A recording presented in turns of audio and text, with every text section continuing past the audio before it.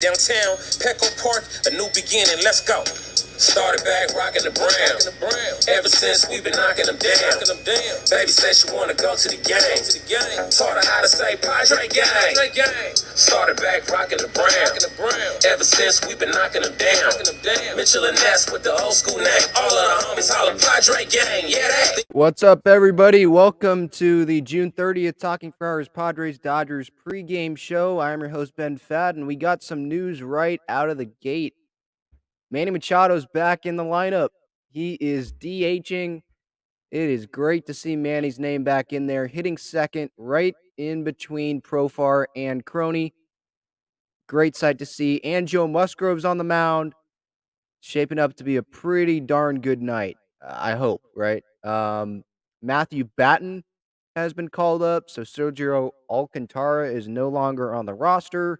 I think Luis Campusano is with the team more as a taxi squad guy because Luis Campusano, or excuse me, not Campusano, Alfaro is dealing kind of with that injury, the knee inflammation. So maybe if it doesn't go well, they'll just bring Campusano up.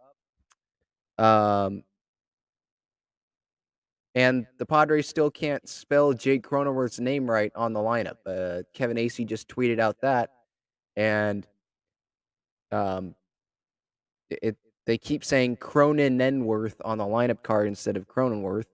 And Kevin Acee just replied back to me. I was asking him if it's a joke.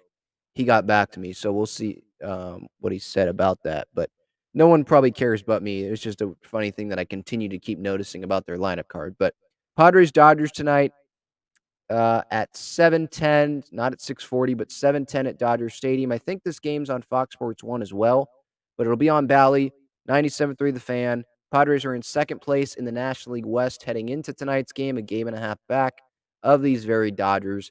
You can follow the social media channels at Talking Friars on Twitter. That's where I am most active. In-game highlights, and not just home runs and those obvious type stuff, but like highlights from a lot of stuff, maybe even lowlights during the game. And then on Instagram as well, TikTok, all that stuff. With Joe Musgrove on the mound tonight, I mean, obviously what we expect is him to be the Joe Musgrove that he's been this entire year, except what he was his last start, June 23rd, right? He's been amazing. He had a quality start for his first 12 starts of the season. He hadn't allowed more than 2 runs, and then his last start out, he gives up 3 times the amount of 2 runs. He gives up 6 runs on 2 home runs. They allowed Schwarber, I think, got him. Romuto got him. He just was off. But also during that game, you had Jake Cronenworth not in the lineup on his bobblehead day, remember? That was bizarre. And you had a bottom half of the order that was, Alcantara, Kim, Zokar, I think. It just wasn't very great, and so I wasn't surprised that they ended up losing that game. But tonight, the lineup's much better. Obviously, you have Manny in there because he's not hurt. He's DHing, so we'll see where that goes. Profar, Manny, Cronenworth. Mazzara's hitting fourth. Hosmer, Nola. So Nola back-to-back days. So I think Nola usually catches Musgrove, though, right? So maybe it's not that big of a deal, or maybe they're just giving Alfaro another day. And then Grisham hitting 7th, Kim hitting 8th, Abrams hitting 9th. And with Matthew Batten being called up, I don't want to spend a ton of time on Matthew Batten because if I'm being honest, I just don't know a ton about him, and so I'm not going to act like I know a ton about him. But he's 27. He was drafted in the 32nd round by the Padres in 2017. He's been playing in AAA, and so far this year in 59 games with El Paso, he's hitting .299 with a .399 on base percentage, a .505 slugging, and he has an OPS of a little over 900, 904. He's hit 10 home runs, driven in over 30 runs, 13 stolen bases.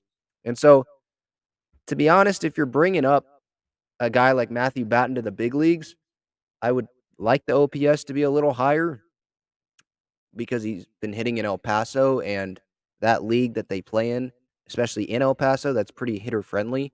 I mean, we saw Abrams go off there power-wise, like right when he got to El Paso, when he was sent down earlier this year. So maybe, I mean, I don't want to crush the guy. I haven't seen him play really ever. Maybe a spring training game or two on Bally earlier this year, but it's not like anything stood out. So he's just going to be there off the bench, and it seems like he's a better bat than Sergio Alcantara, and so that's probably what the Padres. That's probably why the Padres made this decision. And then on the other side of things, we talked about Musgrove, Mitch White on the mound for the Dodgers. Don't know a ton about him either, but he hasn't allowed more than 3 runs in any appearance this year. But he's not someone that's going to give the Dodgers a ton of length. I mean, looking at his game logs, the longest that he's gone this year is 5 innings. Last start was against the Braves on the 25th. He went 4 innings, gave up 3 earned runs, walked 2, struck out 3, gave up a bomb, 75 pitches. Yeah, there's just not a whole I mean, not a whole lot to say about him. What he feels like is he's just gonna be one of those other Dodger pitchers that comes in and keeps them in the game, right? They always seem to have those guys that it doesn't matter what happens to their pitching staff, or it's kinda like their offense, like we've seen the last few years with the Dodgers offense. You could have someone go down and they bring up Matt Beatty, or someone or another one goes down. And, who was that one guy they brought up last year? Um, I'm blanking on his name, but here, I'll go look it up. It's just they always have guys, and that's my point with the pitching staff for the Dodgers is it doesn't really matter who they bring up. It just there's not many guys that get shelled, you know? His name is on Zach McKinstry, Luke Raley, Sheldon Noisy. Those are 3 names. Edwin Rios is another one. Those were names last year that just got brought up when guys went down and they were producing, you know? Um, so it's kind of like, oh, it's the Dodgers. Who cares who's pitching? You know, they're gonna keep them in the game. They're gonna pitch pretty well. And looking at the matchups and all that, the Padres have not faced Mitch White. Crony has no at bats. Hosmer, Grisham, Manny, Mazzara, no one. Alfaro has 3 at bats, but he's not playing. Azokar has 1 at bat. CJ Abrams has 1 at bat. So they have nothing against him. So they're just going to be relying on video and old school get up to the plate and react. And then guys that are up at the plate, you just, or when they're done being up at the plate, their at bats over, you go tell your teammates what he's throwing and what he's up to, you know? Um, if you guys have any questions, any comments, by the way, I see there's some people in here. Feel free. Let me know your thoughts heading into this Dodger Padres series. If you think the Padres need to win this series, take 3 out of 4, or you'd be fine with a split. Personally, I would be fine with a split. I just don't know what I'm going to get out of Blake Snell, right? And as you guys answer that question, we got the bullpen usage chart for today. Yesterday was huge, right? I did my series reaction episode, episode 190, which is out right now. And I was just talking about how Nick Martinez saved that bullpen, and he was huge yesterday because right after Clev going those 6 innings, not giving up any runs, Nick Martinez comes in, doesn't give up any runs, and he goes 32 pitches. Who cares if he's not available tonight? What matters is now you got your entire bullpen pretty much available tonight, right? I mean, not even pretty much. The whole bullpen should be available tonight. Rogers has had a day off. Garcia, Hill, they've had days off. And then Chris Matt, that's one of my what to watch for tonight's game. Like, what role will Nabil have tonight? Because he has not pitched in a while. He's had 3 days off. That's not going to happen a whole lot for Nabil this season because he can fill the multi-year role, right? He can fill not multi-year, sorry, multi-inning role. He can pitch in single innings. I personally thought he should have pitched on, when was that, Tuesday, when they blew the 6-0 lead, instead of having Rogers try to go for a 6-out save. But obviously Bob Melvin did not do that. But like Ray Kerr, I think he's still on the team. I have him on my bullpen chart here. He's not someone you're going to want to go to in this series, probably. But it's good to have everyone in the bullpen available because With no more at home, that's one less guy you can't go multiple innings, right? Chris Matt can fill that. Stammen can fill that if the Padres are losing tonight and they just want to, be ready for tomorrow, right? But with Joe Musgrove on the mound, you're gonna want Rogers, you're gonna want Garcia, you want Chris Matt. Those are your big three guys. Tim Hill maybe, but that's who you want pitching after Musgrove. Preferably, you want Garcia and Rogers pitching. Have Musgrove go like 7 innings and then have two guys after him. But yeah, you don't want to be touching the bottom half of that bullpen chart that I just showed you. Getting to the lineups here.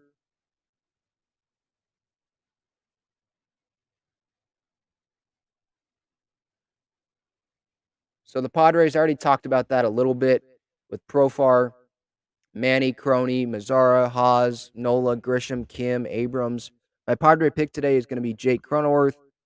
I really loved what I saw out of him yesterday. Having those 3 hits, huge to get out of that 0 for 26 slump heading into this Dodger series. And yesterday I picked Profar. He went 0 for 2, so I'm 44 and 26 so far this season in my pregame show Padre pick. But yeah, this lineup I like having Mazzara in front of Hosmer. I know the Padres probably don't want 3 straight lefties in a row, Crony, Mazzara, and Hosmer, and maybe Mazzara gets pinch hit for at some point in the middle of this game, so there isn't 3 straight lefties. Because I definitely could see Dave Roberts looking at that and exposing that at some point. I don't have any names specifically, saying okay, you could go to this lefty to face those 3, 4, 5 guys. But I mean, Manny being there in that 2 hole, obviously, that makes the lineup much better, much, much better. You don't need Sergio Alcantara in there or, um, well, no, Voigt's not even in there. I mean, I'd prefer Voigt to be in there based on how he's been hitting and, um, like Hosmer not be playing first base.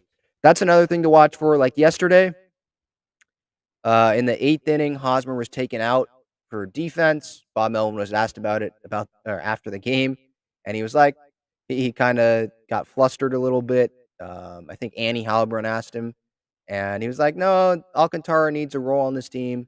Just giving him some reps." He said something to that effect, and it's like, really, the next day you send them down, so not really. Doesn't really have a role on the team. I think he's actually saying, no, that was him saying yesterday, Hosmer, dude, you're not going to be there defensively if we have a lead like that and it's the 8th inning.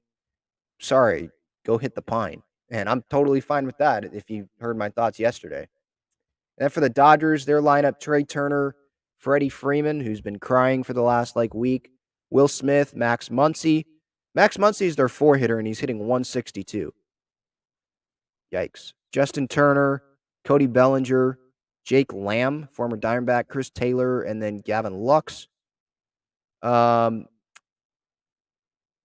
did you guys see that DQ commercial that's out now with Bellinger and Tatis? I'm sure it's been out for weeks, but that's just disgusting to see. I mean, why did Tatis agree to do a commercial with a Dodger? What, money? He's got $340 million coming.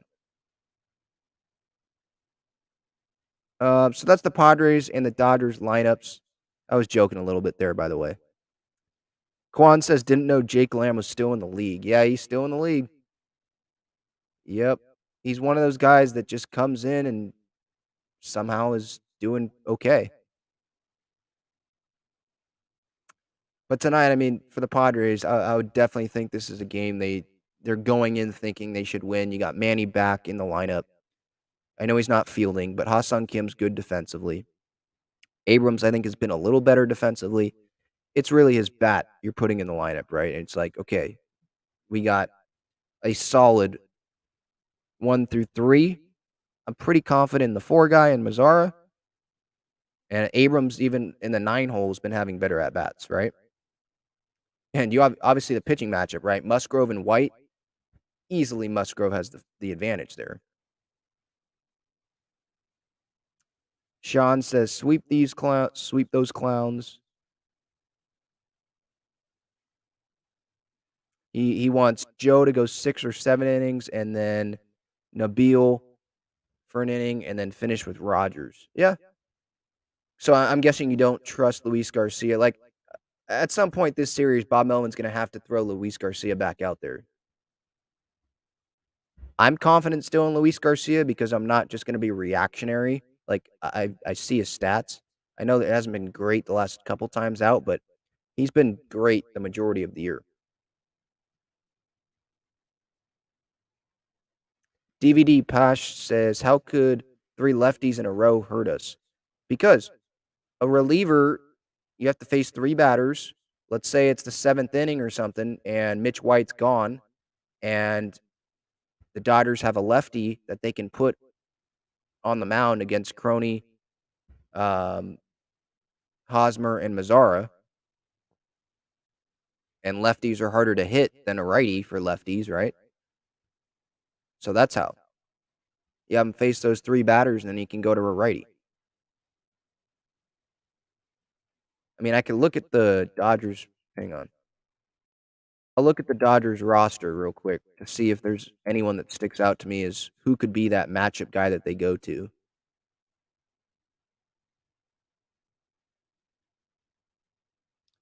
Alex Vessier, he's a lefty. They have Alex Vessier, David Price. I don't know if he's still pitching to them. But I think Alex Vessier could be that guy that I'm talking about, where he faces Crony, Hosmer, and Mazzara with three straight lefties. If Mazzara is still in the game, then what you hope is the Padres have like a 4-0 lead, and then they bring in defense. They bring right a Zokar in there. He's not in the lineup tonight, right?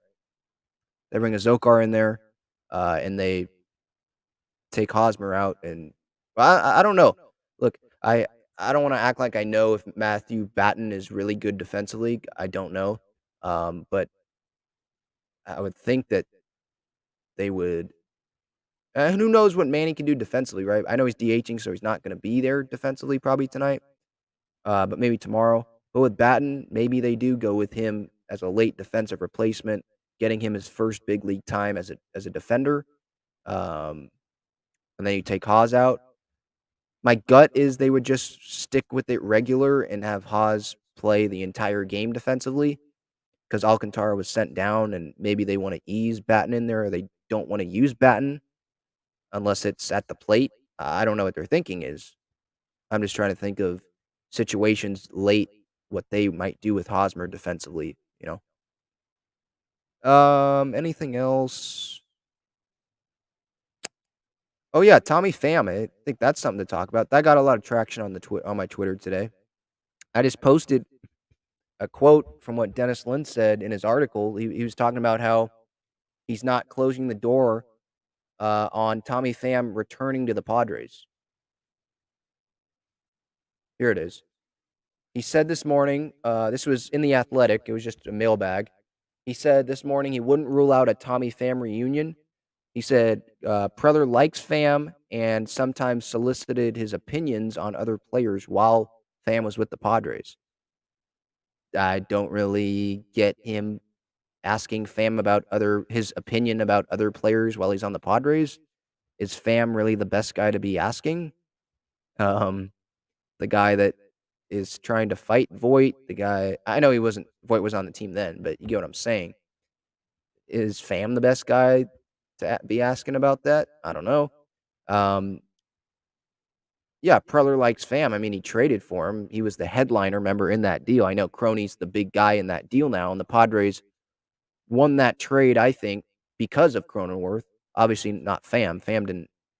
Pham obviously disappointed here, and he seems to not like Padre fans anymore. I don't think Dennis Lin not ruling out a Tommy Pham reunion. I think that's because he knows AJ Preller's just thinks outside the box and he's willing to do whatever.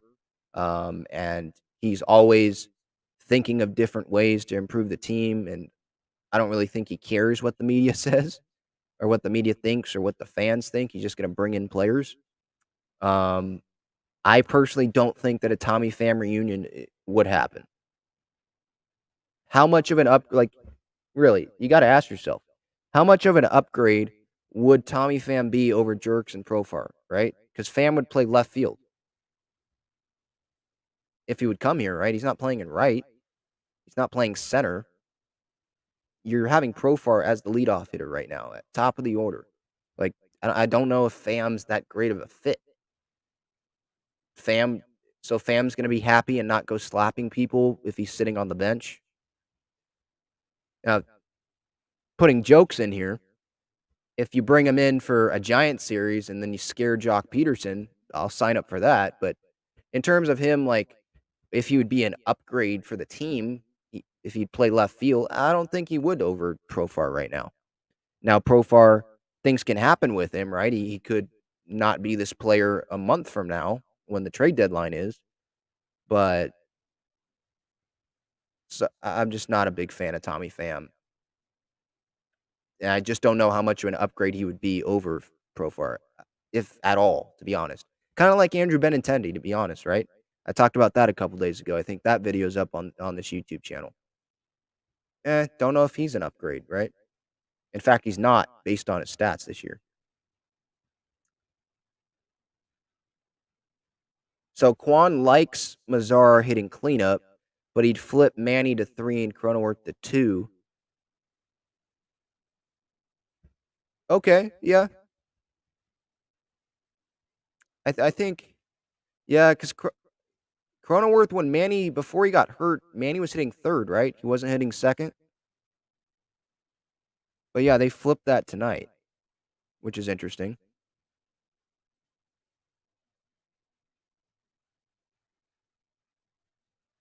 Hang on, let me check that again. Yeah, they have Manny hitting second, Cronenworth hitting third. I'd like Manny hitting third as well. I like Cronenworth in that 2 hole. But then if there's a righty on the mound, then I think they'd have 3 straight lefties there because Abrams in the 9 hole,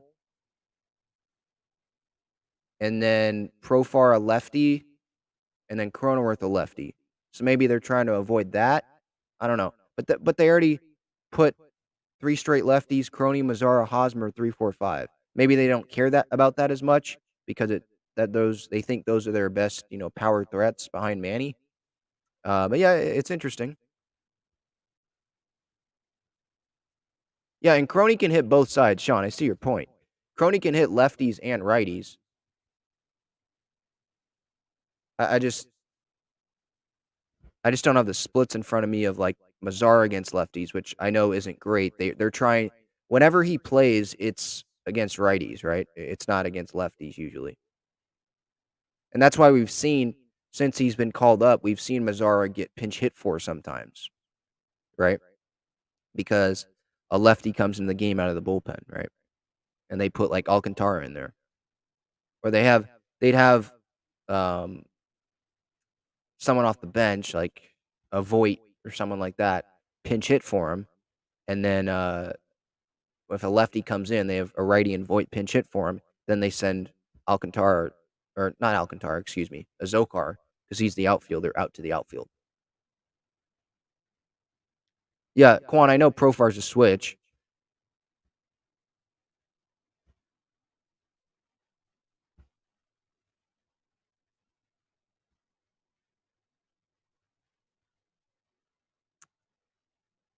All right, so we covered the fam stuff, the lineups, the what to watch fors.